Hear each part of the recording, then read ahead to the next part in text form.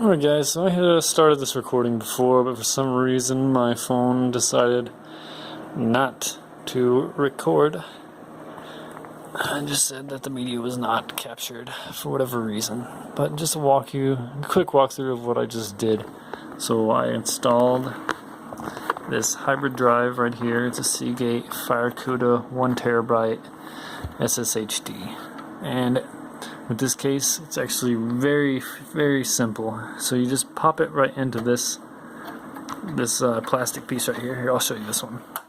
That one has little pins that go right in here, and you just you line up the pins with the holes on the disc, and it just pops right in. And then you just slide it in.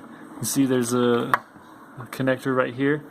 It'll line up with the connector on your disc and just slides right in there. Super, super easy. Not every case is like this though, so just keep that in mind. And then the other thing I did, I installed the RAM, which, as I was saying before, they ought to be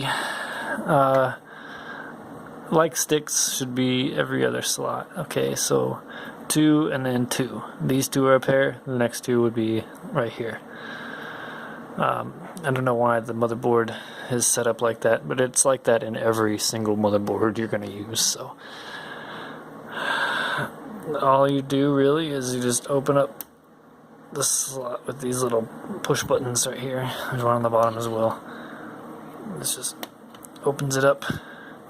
You line up the RAM. There's going to be a notch like right here, so you're just going to line that notch up, slide it in, and then push until you hear a click. Same with the bottom, and that's it. Okay, so that was the RAM as well as the hard drive.